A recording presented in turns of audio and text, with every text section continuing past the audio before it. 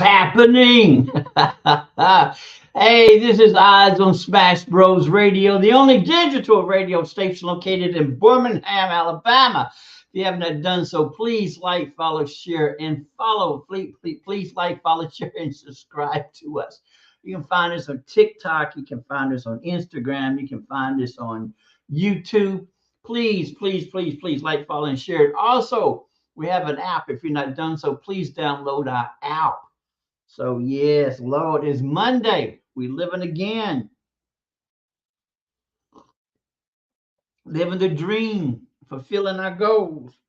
We got up, we raised, opened our eyes. Yes, Lord, thank you. Hey, excuse me. Man, what was that?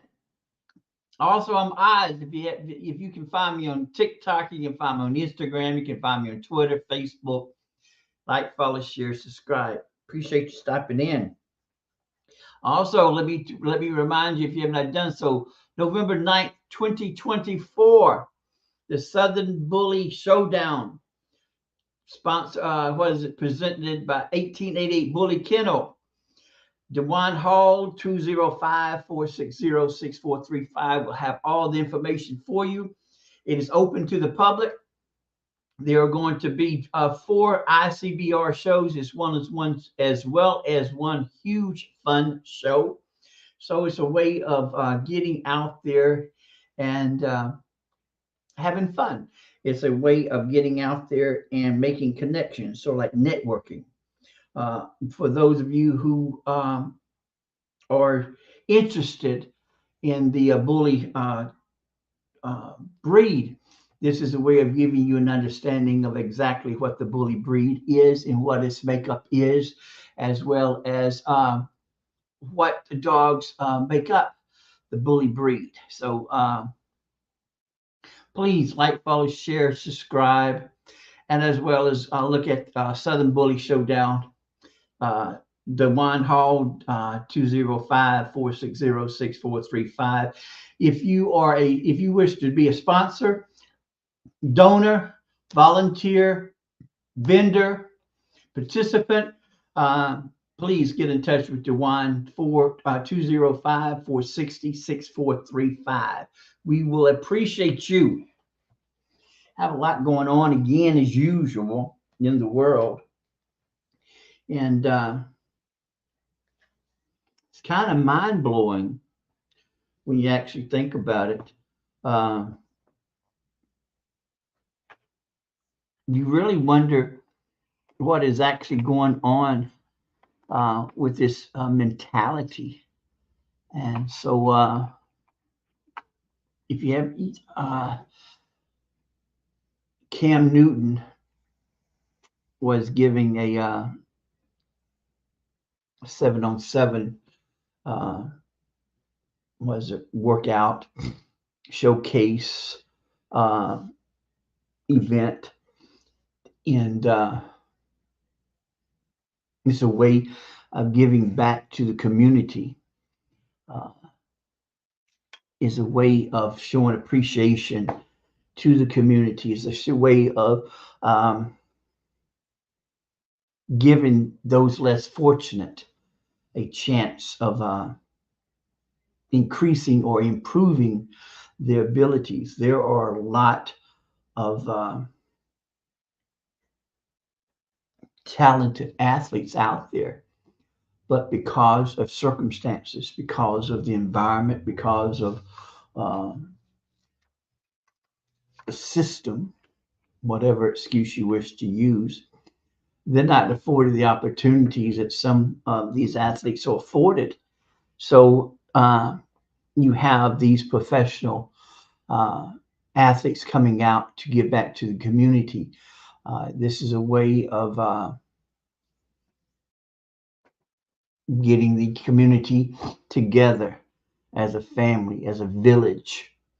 It is extremely upsetting. It is extremely disappointing. It is extremely bewildering why someone that was blessed enough to leave the community and become successful in their own right. It is extremely disappointing and disrespectful for that individual to be disrespected by individuals.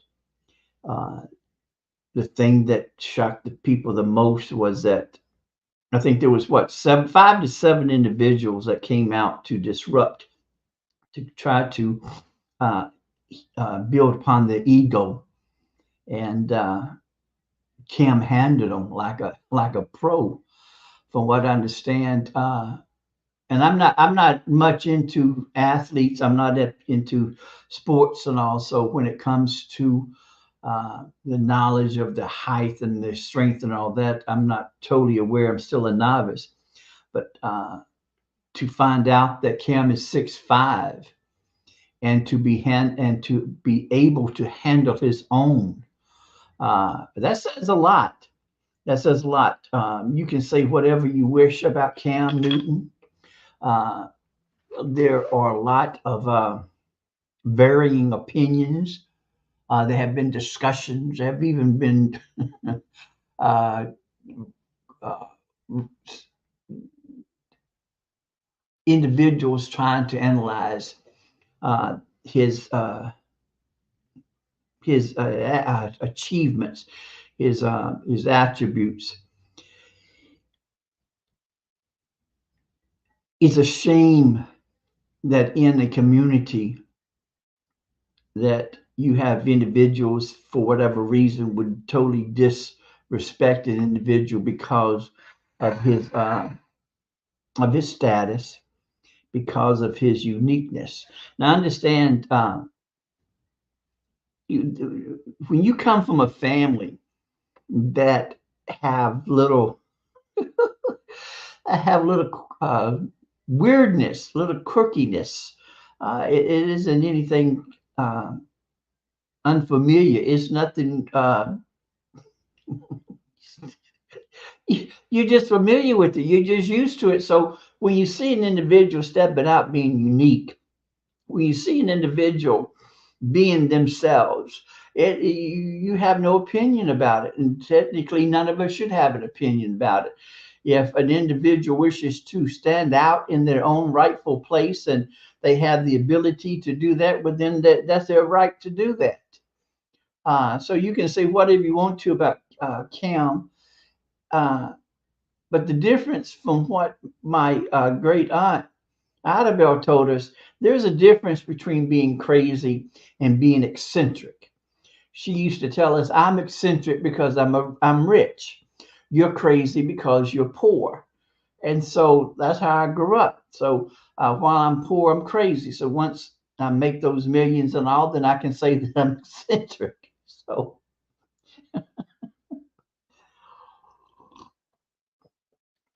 so it just seems like everything is so out of order, out of place. And that's straight across the board. That's straight across the board.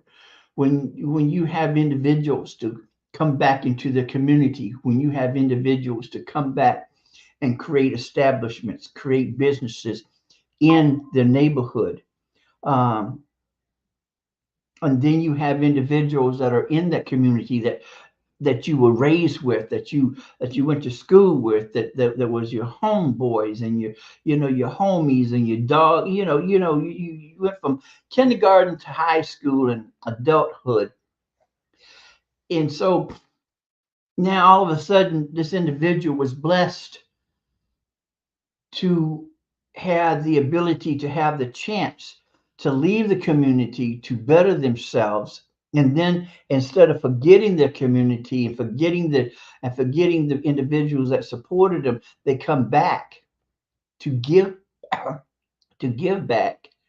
And then you have some individuals, for jealousy, for enviness, to come back and try to destroy or try to disrupt. It's sort of like an ego. It's sort of like a badge of honor. Yeah, I went in and I did this, and But do they actually have the mentality? Do they have the consciousness? Do they have the cognitiveness of knowing that really you made a fool out of yourself? So you didn't do anything except give this individual a um, what is it? Recognition. You brought the cameras. You brought the news people to their event to where it may have been hometown, but now you have made it a national issue to where people understand or know exactly about these camps. So it is disheartening, but it should be a life lesson to us all that once you reach a certain level, once you have been blessed to pull yourself out of whatever environment that you are in, sometimes it's best that you do not go back into the community yourself on a regular basis, that you set up a foundation, you set up some type of organization or some type of institution that will fund the revenue back into the community. Um, Nipsey is a good example that went back into the community, build an establishment, started a business, and you see what happened to him. And so, but what was accomplished? If anything, if you tried to destroy that individual, you helped that individual out tremendously, more so than if he remained being alive. Because you brought recognition, you brought the attention to exactly what was happening. But what's even more disheartening, what is even more frightening, what is more,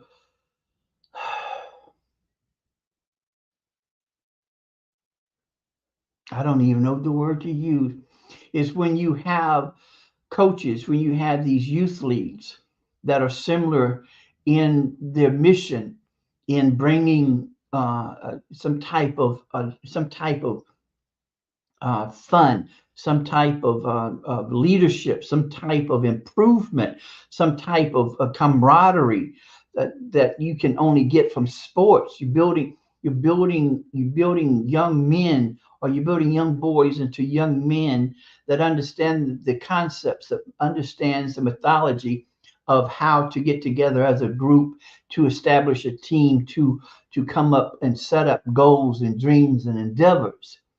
But you have the adults who are so immature that you see adults attacking referees, you see adults attacking coaches, you have even witnessed adults attacking children from other teams. And you wonder how much of out of control are we going to allow this to happen? You have these individuals who have taken time out of their schedule, who like coaching, who were former athletes, who were good at being athletes, and for whatever reason they want to give back. They understand the role that athletics plays in a youth, plays in a young, in teenagers lives, because you give them, in the long run, you these youth leagues give these kids structure. They give these kids foundations. They give these kids a way of being able to rationalize, being able to understanding the concepts of that. As a team, we can do wonders. As a team, we can achieve this. It takes all of us to work as a team, where instead of being selfish and saying me, and initially the kids have this concept of knowing exactly what a team is all about. They understand the concept of being a member of a village, of being a member of this brotherhood, this fraternity, that we are a team.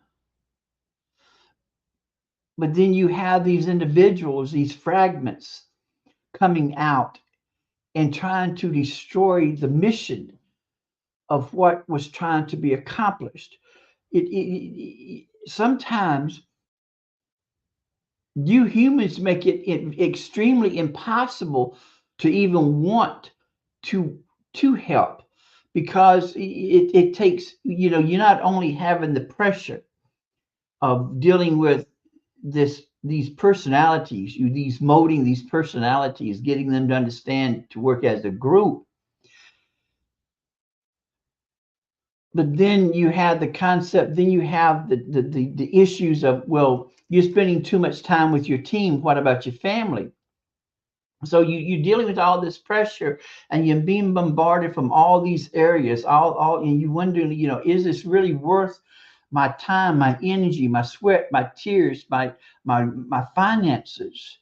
Because I'm doing all I can, but all I'm seeing is that, well, you should have done this, you should have done that. My child should have played this. My child is this. My child is that. Well, hell, if your child is all, if your child is all that, well, then damn, create your own fucking league.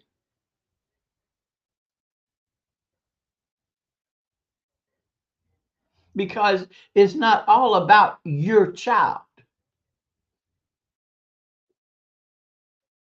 Then yes, there are circumstances and situations in which there are some petty bull crap going on, and the favoritism is going on. But that I would like to think that is in rare cases, because if an individual is a coach, is a pure coach, is a sincere coach, that coach is going to understand the strengths and the weaknesses of everybody in his league, everybody that's on his team, and he's going to nurture that. He's going to build upon that to make them better,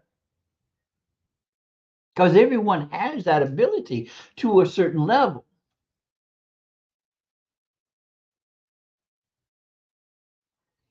Everybody.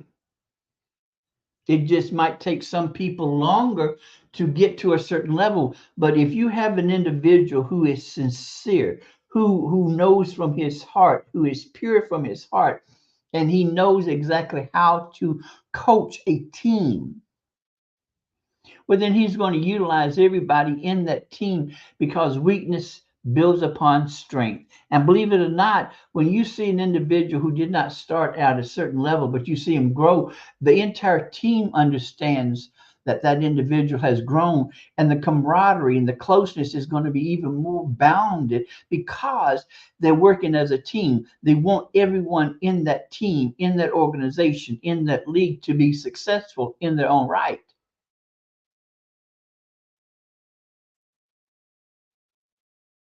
But we have gotten out of control to where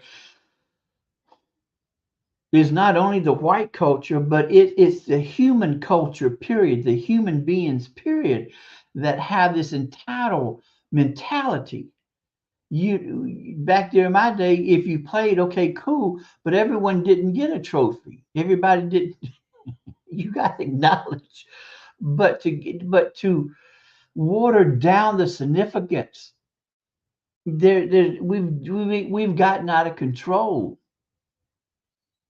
Life does not, at most times, does not always give.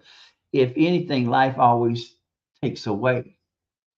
We have to get it in these kids' head that you cannot always be a winner in the concept that you believe, because you don't understand exactly what it took to be a winner. There were many losses, and we have got to get back to the old-fashioned way of thinking, that we have to believe that, and we have to understand that to lose is not losing. To lose is building upon and examining exactly what needs to be done, so that way we can achieve the next success, to go to the next level.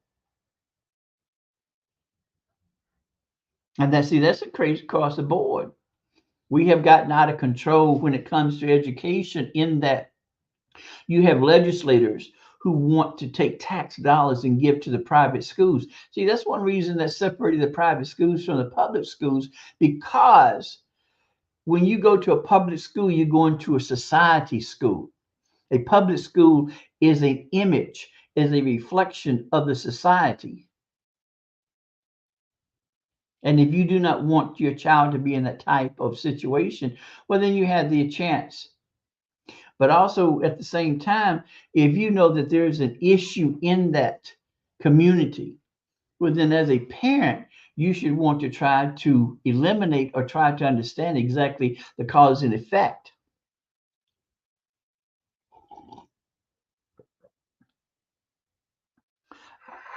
I don't believe in charter schools, not in the concept that most people do. I don't believe in a chartered school. But for the legislators to come out and take from the public domain and give the tax dollars to certain groups, because see, people don't seem to understand the money is going towards those who are upper middle class and well off. It's not going to the poor people. But see that's where we're out of control again, because there's such a division in the social economic levels where we don't even pay attention to it because it's embedded in our society. It's in, just like racism is embedded, because black and white is embedded. We don't even know exactly that it's embedded. We don't even know or pay attention that it is woven like a tapestry. Because when it comes down to it, why is always race involved? Because race is part of the equation. I would wager that those white uh, professional football players, they don't have any trouble with the parents being disrespectful. They don't have the problems or the issues of individuals coming on disrespecting them. So why would we accept it as the norm for other individuals coming and doing the same thing?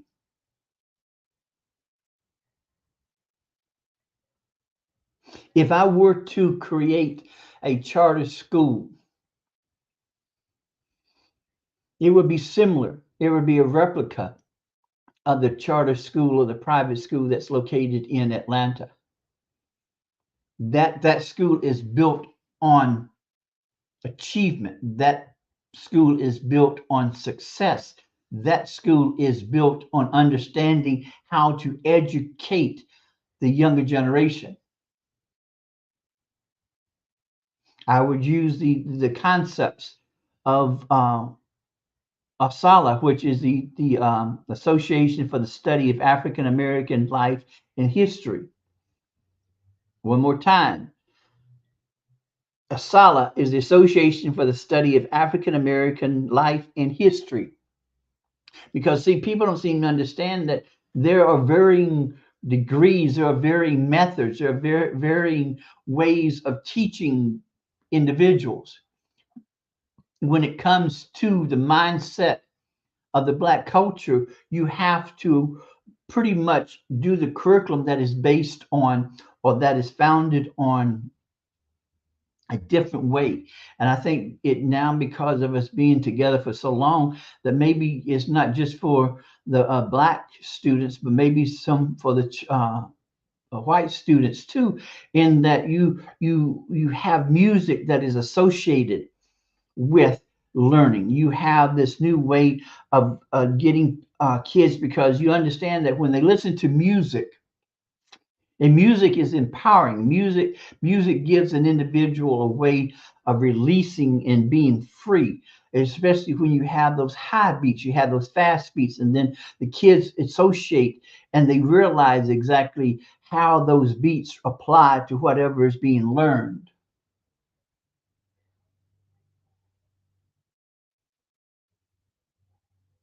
That's what sets the school in Atlanta apart, because they understand the concept of teaching. Teaching isn't like it was back during my day. Back during my day, you wrote. We had those five portion, those huge notebooks, five subject notebooks, huge notebooks, and we sat and we wrote off of the overhead and we listened to lectures. That's how I was taught. We didn't understand. We didn't have this going into different groups and having each group to discuss on how to achieve whatever, because it doesn't matter how it was achieved or how it came about, it's how it was achieved. Did you get the same results? Because see, that's what is based, education is based on the results. Are you achieving the same result? It doesn't matter how you get the results. Did you get the results? And are you able to put down? Are you able to demonstrate? Are you able to explain how you came up with this results, even though group B did not come up with the same way? Because there's different ways of doing things. It's the end results that counts the best. And that's in life, period. That comes down to when it comes to being an athlete, when it comes to being a doctor, when it comes to being a scientist, when it comes to being an educator, when it comes to be a lawyer. There has to be changes. There have to be modifications. There have to be alignments. There has to be some type of something coming together to achieve whatever the goal or the standard or the mission statement was.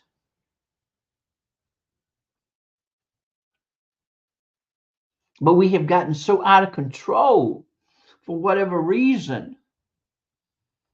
And we're so used to this confusion, this disruption, that we don't even pay attention to it.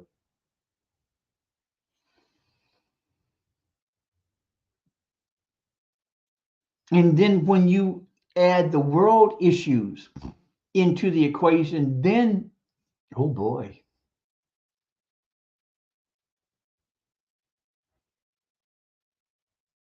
how are we expected to handle other people's issues and problems when we can't even handle our own?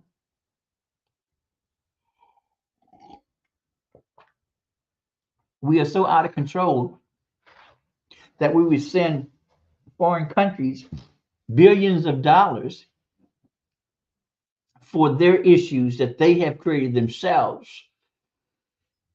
And we don't even put those billions of dollars into social programs here in the United States. We are so out of control that we have a two-party system that is so far divided as in ideologies that you're putting the fetus, the embryo, over a woman's rights, over a woman's health. We're so out of control that you want to keep the embryo and raise it, but yet you don't want to feed those children that are alive food during the summer. So, if somebody can make it make sense, please, because I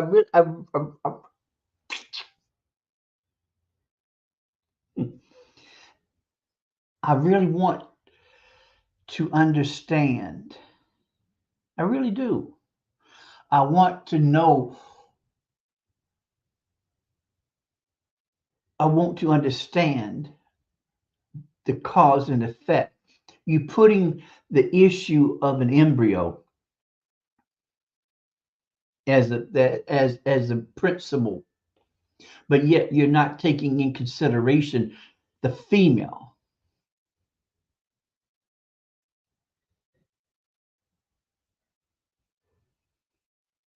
But yet you want to cut summer programs for the youth.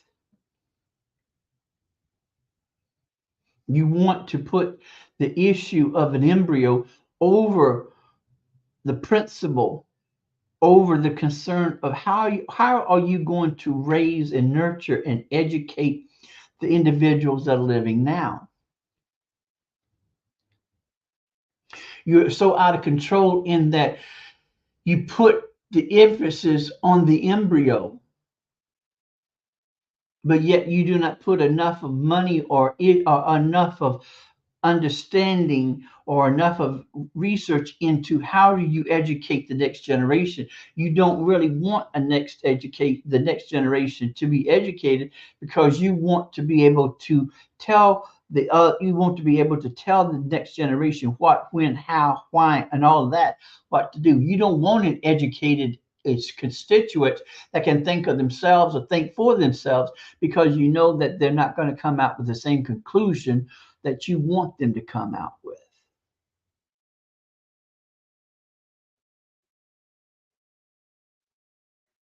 We're so out of control that you are losing individuals who are actually wanting to be in a classroom of unruly, disrespectful teenagers because they understand that these teenagers, when they are disrupted and they have this so much anger, now, these kids are asking for love. These kids are asking for knowing that they have support, knowing that they have a place to go to be safe.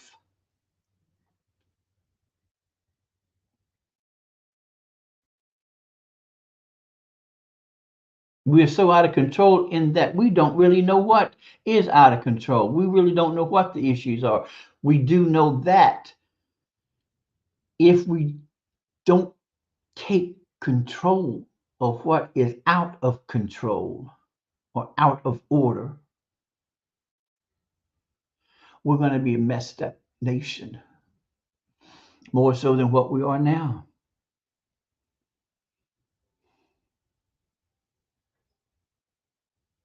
So, how do we go about rectifying what is transpiring and what is happening? How do we rectify it? How you cannot tell an adult what to do.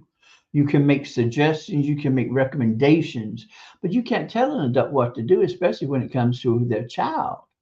Can't do it. Can't do it. We have gotten out of control in that these parents can't even control their own seeds, but yet they want everybody else to control them, or they want you can't do it. Can't do it. Training starts at the house. Training starts before that child becomes an individual. I personally believe that life begins once the sperm has penetrated the egg, but it's not for me to dictate what a woman does with her body. It's not my business. And for these old men who have outlived their usefulness, who are still living in their era and not understanding nor have they grown, but then there's a problem. We're so out of control that we technically have no we don't have anybody that we can really trust. You have an individual who we know is senile and there's something wrong with them, and yet we have another individual that we see exactly what's wrong with his ass. He's crazy. He has some type of mental deficiency. And yet this individual is still winning the primaries. That's frightening. We have gotten to the point where we're out of control. We have nobody to choose from, which is the lesser of the two evils. Two old ass white men, two old ass wasps, white Anglo-Saxon Protestant men over 50. And if you have individuals in your family that are in the 80s, the late 70s, and early 80s, you understand exactly what's going on. How they, in most cases, those individuals in our families are not really per se up to making correct decisions. So you have to have someone to pretty much guide and direct them. But yet we put our hopes and support. But who are you going to elect?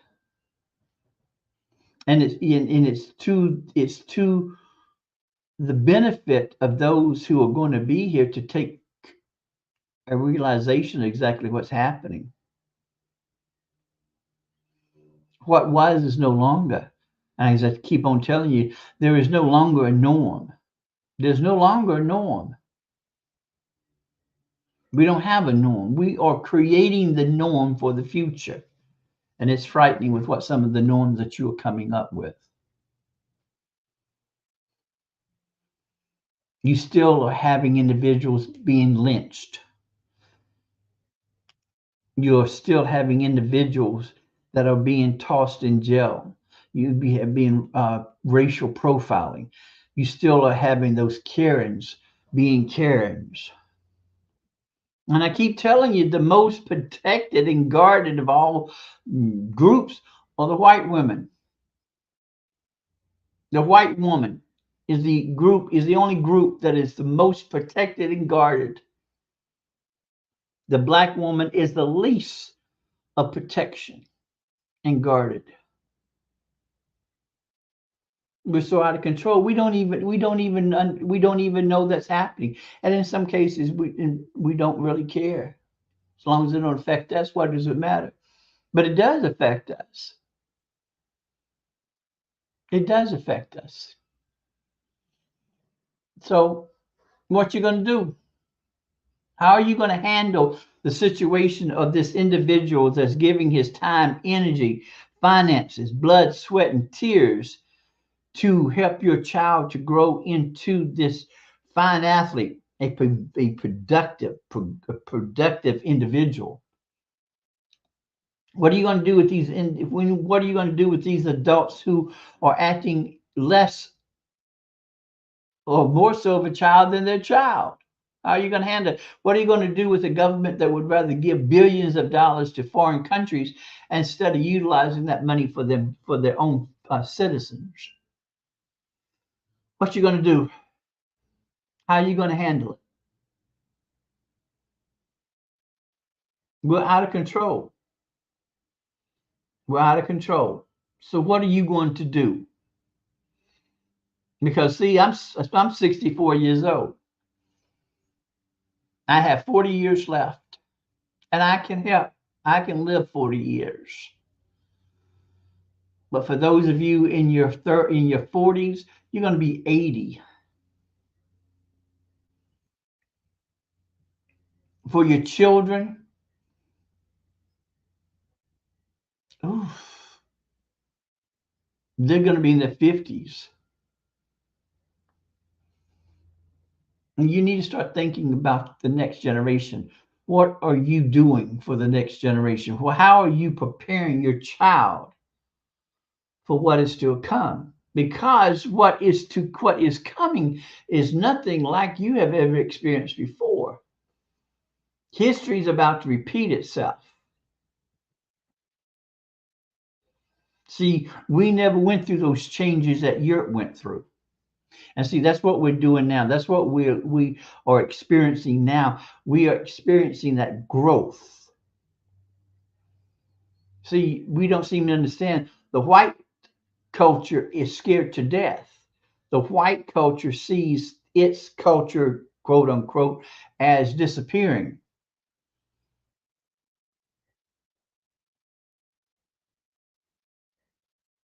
And that sounds far-fetched, but it's the truth. When the majority of a group has been the majority for a certain amount of time, and then they see that majority losing whatever power or authority they had, they become scared.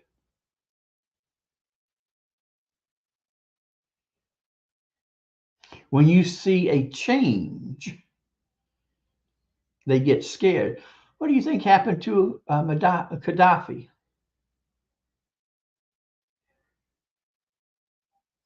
When you have individuals that challenges, quote unquote, the norm, you're going to have a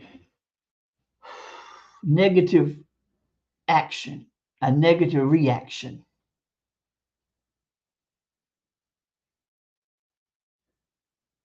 And that's what's happening now. The African continent is finally standing up, finally coming together as one nation, not different countries, but a nation. They're finally standing up to the colonizers.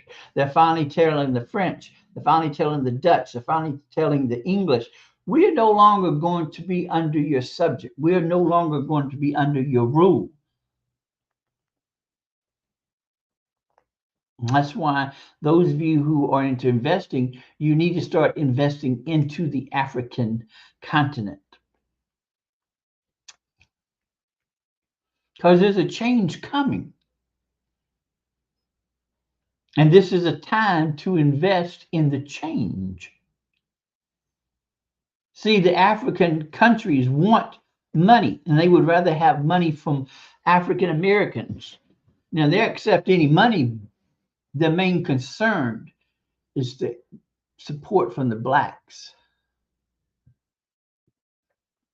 There's a change hope happening in Africa, happening in the Middle East. People have long have forgotten the power, the significance of Ethiopia.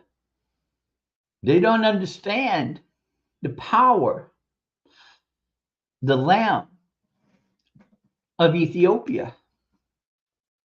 See, we don't even teach geography the way that we used to.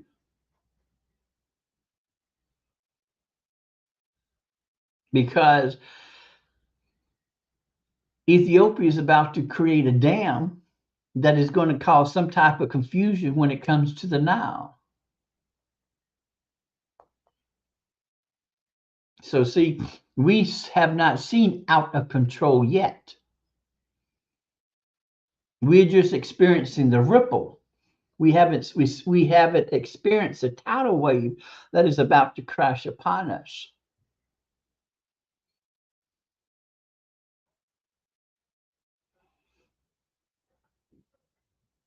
And I hope you understood what I said. Ethiopia is going to take center stage eventually. Don't underestimate the power of Ethiopia. And then Africa is about to be split into two because there is a rift that has started. But see, we don't teach geography no more. We don't understand the importance of geography. Just like we don't understand the significance of understanding Alabama, the history of Alabama, the power that Alabama has, the power that Alabama has yet to cultivate. Because you have this out of control stuff flooding us.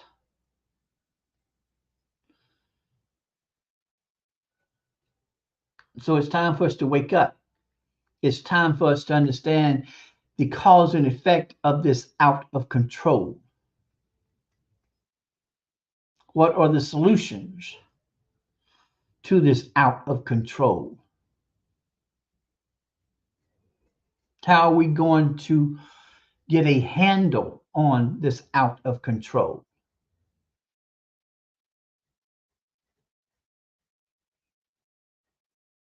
It's left up to you. You're the next generation. How are you going to handle it?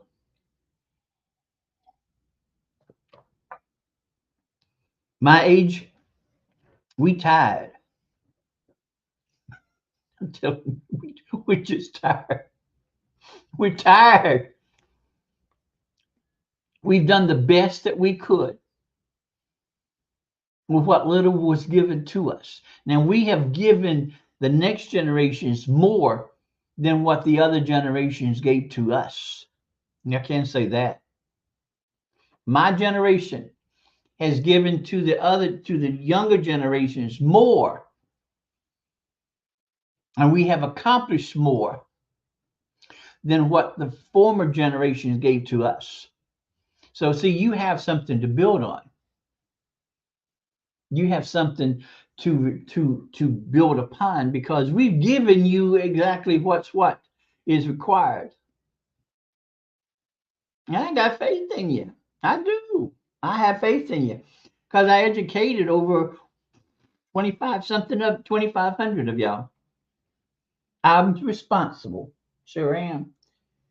I sure am.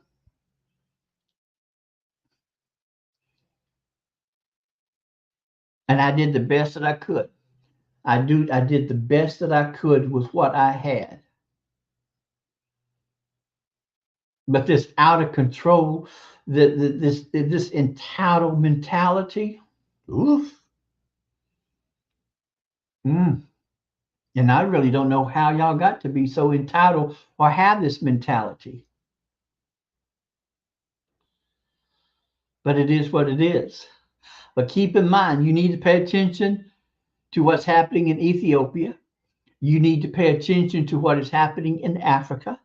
You need to pay attention to what is happening in the Middle East.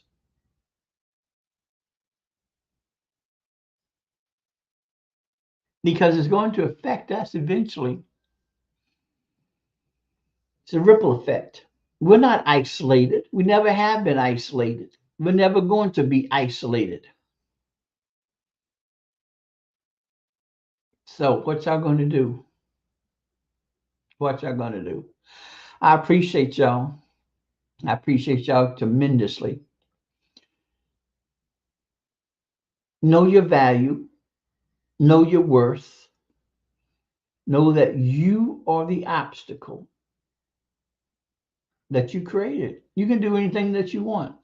And most importantly, know that I love you more than I love my luggage. I will see y'all tomorrow. Y'all have a fantastic Monday. Take care.